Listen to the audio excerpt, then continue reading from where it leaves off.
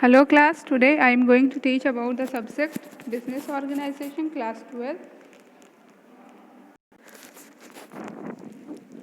The chapter is letters and it part first. In this way we will discuss about all the topic related to the letters, business letters. First is a letter regarding inquiries, quotation and order. Inquiry letter: whenever a businessman want to purchase a goods, he will make inquiries from many sources. Such letter is called a letter of inquiry. Trade inquiry are made from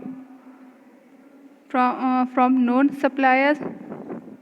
They are the trade directors also, which the certain name of the traders and suppliers dealing in different kind of the goods.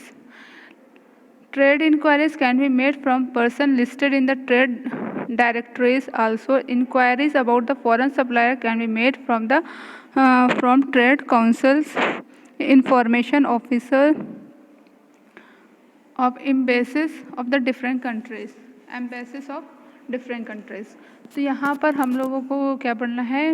Inquiry letter. Inquiry letter है जब भी कोई भी traders या businessman उसको कोई भी goods खरीदना हुआ है तो उसको सेलर से वो परचेज़ करेगा, मगर उस गुड्स को खरीदने के लिए उसको बहुत सारे उस गुड्स से रिलेटेड इंक्वायरीज चाहिए कि वो गुड्स का सैंपल भी हो सकता है कि एक तरह सैंपल भी वो उसको इंक्वायरीज में काम आ सकता है, और कितनी क्वांटिटीज़ में चाहिए, कैसा गुड्स है, क्या उसकी क्वालिटीज़ क्या है, जितने भी इंफॉर्मेशंस होंगे उस पर्टिकुलर गुड्स से जो कि एक बिजनेसमैन को नीड है. तो उस सिचुएशन में बिजनेसमैन एक लेटर लिखता है जिसे लेटर ऑफ इंक्वायरी है या इंक्वायरी लेटर है. वो किसको सेंड करेगा? सेलर को, सप्लायर्स को.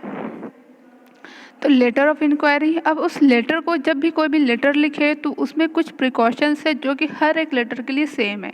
आप लोगों को सारे लेटर का फॉर्मेट जो है अप्रॉक्सीमेट सबका सेम है. जो बिजनेस लेटर्स हैं उनके सबके फॉर्मेट जो है स्पेसिफिकेशन सेम है. बस आपको सबकी मीनिंग पता होना चाहिए. इंक्वायरी लेटर किस लिए लिखा जाता है, ऑर्डर लेटर क्या है, या कोटेशन लेटर्स क्या है, और इसको जब प्रिपेयर करें तो प्रिकॉशंस जो है थोड़ा बहुत डिफरेंस है, ऑलमोस्ट सबके सेम प्रिकॉशंस है.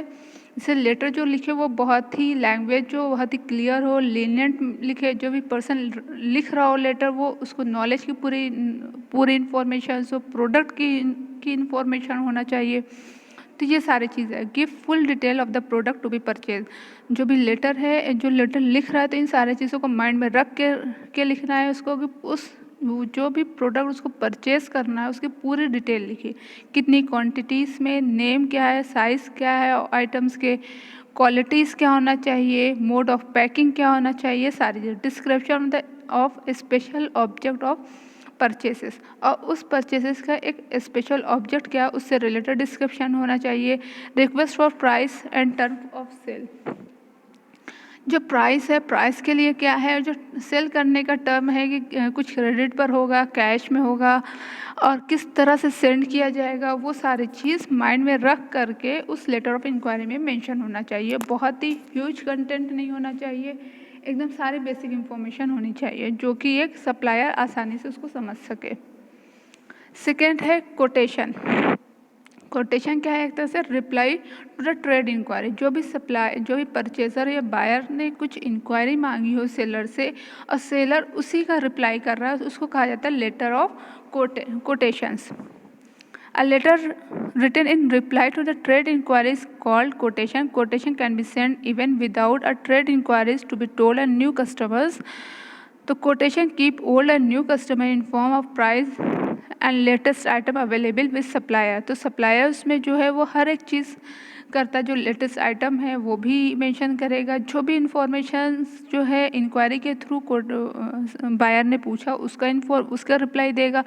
एडवर्टाइजमेंट भी एक तरह से वो कर देगा न्यू इंफॉर्मेशंस का. तो अब कोई भी कोटेशन जो भी पर्सन लिख रहा है कोटेशन लेटर, तो वो भी किन बहुत सारी चीज़ों को मेंशन करेगा. पहले है courtesy. The language of the quotation letter should be very polite so that the prospective customer is tempted to purchase an order.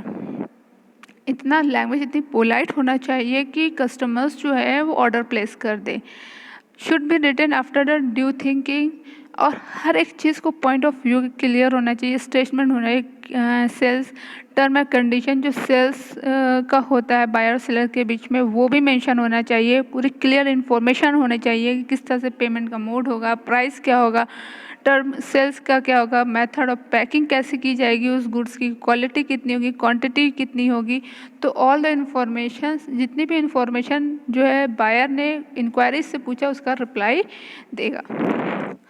Third है ऑर्डर लेटर। ऑर्डर लेटर्स क्या होता है, जब बायर इस सारी चीज़ों से सेटिस्फाइड हो गया, उसके टर्म और कंडीशन को एक्सेप्ट कर लिए और अपने टर्म और कंडीशन जो सेलर ने एक्सेप्ट कर लिए बायर की, तो उसके बाद जो है बायर एक ऑर्डर लेटर सेंड करेगा और वो गुड्स को ऑर्डर करेगा कि उसको क्या क्या चीज़ चाहिए, किस तरह से उसकी पैकिंग होना चाहिए, कितनी क्वांटिटीज़ में होना चाहिए, प्राइस क्या होना चाहिए, किस मोड से वो ट्रांजैक्शन करेगा और किस तरह से गुड्स जो है ट्रांसपोर्ट किया जाएगा।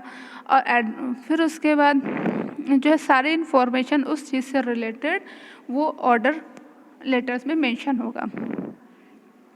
कैंसिलेशन लेटर, कभी कभी होता है कि बहुत सारे अनअवॉइडेबल रीजंस के रीजंस अनअवॉइडेबल रीजंस जो आते हैं, जिससे परचेसर हो सकता हो कि उसने ऑर्डर करने के बाद उसको कैंसिल कर दे।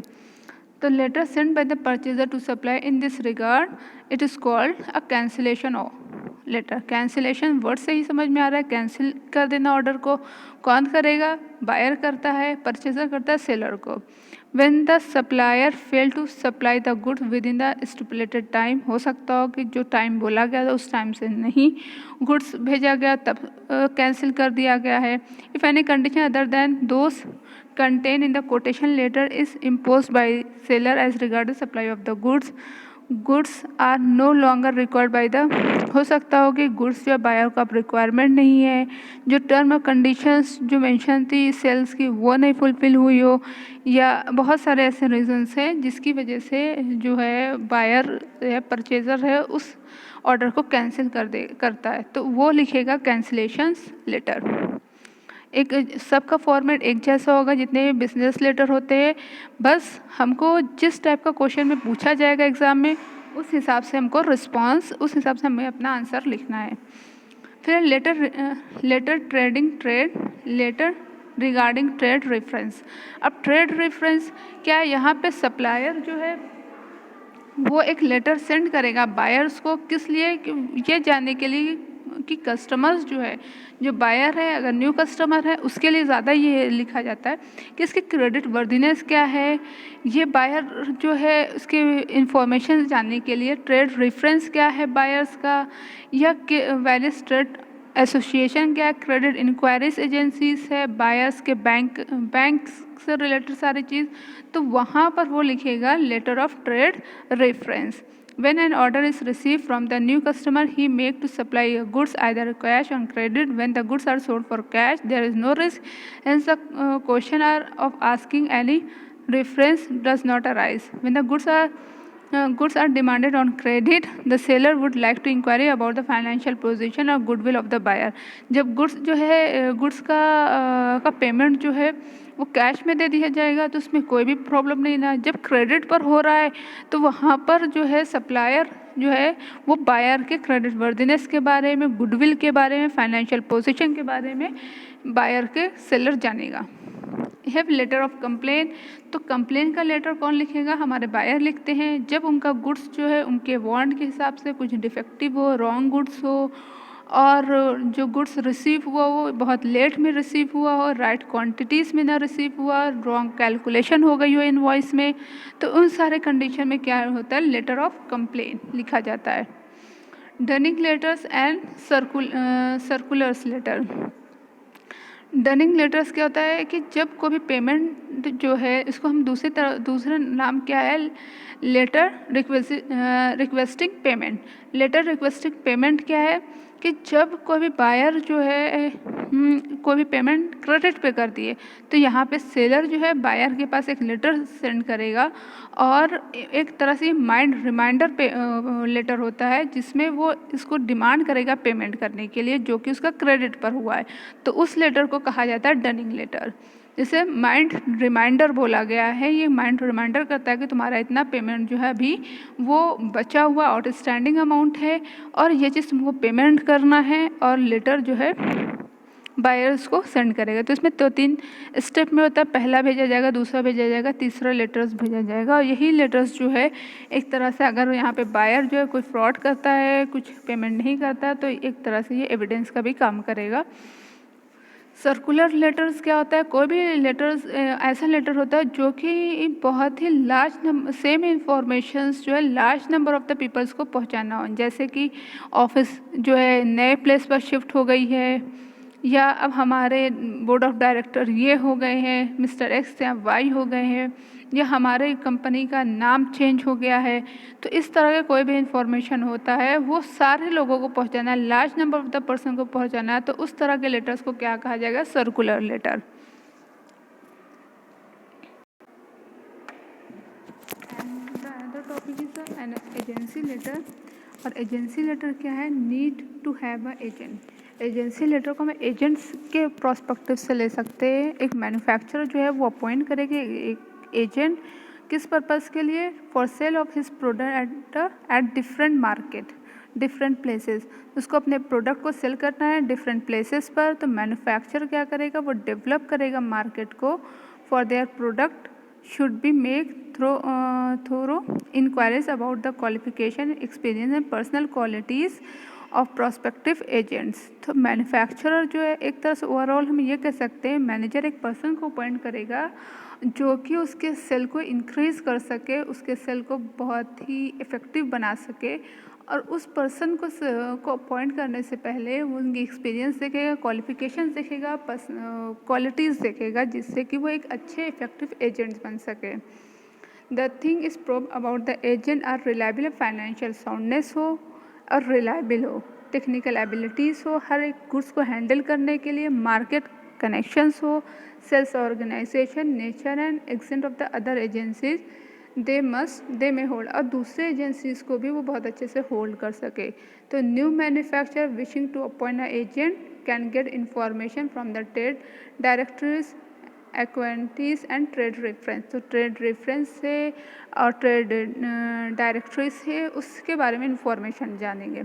अब यहाँ पर है व्हेन एप्लीकेशन फॉर एजेंसीज़ के लिए एप्लीकेशन करना। जैसे कि अब कोई भी पर्सन है उसको इस एजेंसीज़ में काम करना है, तो वो अपने आप को पहले ये दिखाएगा कि उसके अंदर इतनी एबिलिटीज़ है कि वो सारे काम को बहुत ही इफेक्टिवली मैनेज कर लेता है, और मार्केट में इस चीज़ की अपॉर्चुनिटीज़ बहुत है, ये काम बहुत इफेक्टिवली कर सकता है। He may also give the name of the person, firm who may be referred for his credit worthiness. The expectation rate of commission may also be mentioned। तो अपने एक्सपेक्टेशन रेट की कमीशन क्या होगा, उसकी credit worthiness क्या है, उसकी knowledge क्या है, वो सारी चीज़ में मेंशन कर लेगा। तो ऐसे लेटर को कहा गया है एजेंसी लेटर। फिर है letter of introduction, credit, letter of credit and letter of follow up letter. 3 तरह के लेटर, ये भी बहुत इंपॉर्टेंट लेटर है।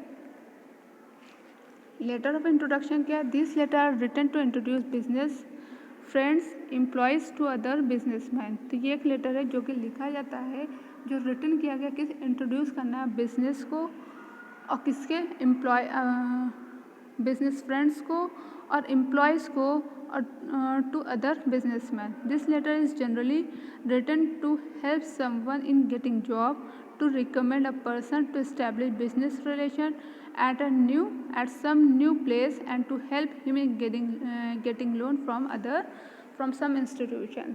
तो इंट्रोडक्शन वर्ड से ही समझ में आ रहा है, कोई चीज़ इंट्रोड्यूस करना, कुछ न्यू बिजनेस इंट्रोड्यूस हो तो उसके लिए उसको नए पर्सन जॉब की ज़रूरत है, न्यू पर्सन की ज़रूरत है, कुछ लोन की ज़रूरत है, कहाँ से? इंस्टीट्यूशन से। तो इस प्रोस्पेक्टिव से जो लेटर लिखा जाएगा तो इंट्रोडक्शन लेटर्स होगा। अब फिर है meaning of credit letter. Credit letter क्या होता है? जब ऑर्गेनाइजेशन को लोन चाहिए, क्रेडिट लोन, क्रेडिट पे कुछ चीज़ चाहिए और अपने so that the reputation of the goodwill with the business has in the market, अपने एक मेंटेन करने के लिए अपने गुडविल की रेपुटेशन को मेंटेन करना है, और तो बैंक जो वो एक लेटर ऑफ क्रेडिट इशू करवाता है बैंक से, और बैंक जो है उसको लेटर ऑफ क्रेडिट किस बेस पर देती है कि उसकी क्रेडिट वर्दीनेस को चेक करती है उस ट्रेडर्स के, और उसकी एक फाइनेंशियल पोजीशन देखती है, रेपुटेशन मार्केट में देखा जाता है। तो लेटर ऑफ क्रेडिट जो है वो बैंक इशू करता है, और इसलिए जो है यहाँ पर क्रेडिट लेटर लिखा जाएगा। ये जनरली लेटर ऑफ क्रेडिट जो होता है वो इंटरनेशनल लेवल पर जो बिज़नेस होते हैं, जो फॉरेन में जो बिज़नेस किए जाते हैं, वहाँ पर लेटर ऑफ क्रेडिट इशू कराया जाता है। फॉलो अप लेटर क्या है? फॉलो अप जब हम सर्कुलर लेटर इशू किया जाता है कोई बेसिक इंफॉर्मेशन देने के लिए लार्ज ऑफ द पीपल्स के लिए, तो वहाँ पर क्या है कि इससे सर्कुलर लेटर का इफ़ेक्ट क्या होता है कि इससे जो है जो कंज्यूमर हो, जो रीडर्स हो, उस लेटर को पढ़ रहा है तो वो भी बहुत ही उसके एक गुड इम्पैक्ट पड़ता है कि हमारी ऑर्गेनाइजेशन हर चीज़ के बारे में इन्फॉर्म कर रही है, या ये ऑर्गेनाइजेशन जो है पूरी इन्फॉर्मेशन अपने कंज्यूमर्स को इन्फॉर्म करती है। मगर जो है कुछ रीज़न्स होता है, हो सकता हो कि हर बार जो है सर्कुलर लेटर इफ़ेक्टिव ना हो, या कुछ लोगों के लिए इफ़ेक्टिव हो, कुछ लोगों के लिए नहीं इफ़ेक्टिव हुआ हो सर्कुलर लेटर, तो उसके बाद वो एक तरह से रिमाइंडर कराने के लिए एक और लेटर इशू करती है, इसको कहा जाता है फॉलो अप लेटर। यहाँ पे देखिए, यहाँ पे लिखा हुआ है it is a conclude that the circular letter has left no impact in the on the mind of the customer. यहाँ कस्टमर के माइंड पर वो कोई भी इम्पैक्ट नहीं डालता। The same should be followed by another letter. This letter which is written to the consumer after the circular letter is called follow up letter. तो follow up letter क्या होता है? जो सर्कुलर लेटर के बाद send किया जाता है। सर्कुलर लेटर क्या होता है? कोई भी बेसिक इन्फॉर्मेशन हो, कोई जनरल इन्फॉर्मेशन हो, तो उस चीज़ से रिलेटेड कोई इन्फॉर्मेशन दी जाती है, तो वो सर्कुलर लेटर हुआ। और दोबारा उसी चीज़ को रिमाइंड कराने के लिए, कुछ छूट गए हो कंज्यूमर, उनको रिमाइंड कराने के लिए ये फॉलो अप लेटर इशू किया जाता है। तो अभी तक हम लोग ने जो पढ़ा वो बिज़नेस लेटर था। बिज़नेस लेटर में ही आ जाता है हमारा जो हम लोग बैंक को या इंश्योरेंस कंपनी को जो लेटर लिखे जाते हैं वो भी, जैसे लेटर रिगार्डिंग बैंक्स। तो बैंक से रिगार्डिंग क्या क्या लेटर्स हो सकते हैं? हम हो सकता हो कि कंपनी न्यूली इनकॉर्पोरेटेड कंपनी है, वो अपना अकाउंट्स ओपन करना चाहती है, या स्टॉप पेमेंट ऑफ चेक का पेमेंट स्टॉप करना है, या लोन लेने के लिए रिक्वेस्ट करना, ओवरड्राफ्ट इशू करने के लिए, या डिसऑनर ऑफ द चेक उसके लिए, wrong dishonour of the cheque उसके लिए लेटर लिखना। तो ये सारी चीज़ क्या होती है? बैंक से रिलेटेड लेटर्स होता है। अब हम लोग या इसके बाद थोड़ा पढ़ेंगे ऑफिस। अभी तक ये था बिजनेस लेटर, अब ऑफिशियल लेटर्स भी एक दो है। उसके बाद हम लोगों का फाइनल जो चैप्टर है वो है मनी मार्केट। तो फाइनल हम लोग मनी मार्केट पर डिस्कशन करेंगे। I hope you can understand very well. You have any doubt you can ask me question. Thank you.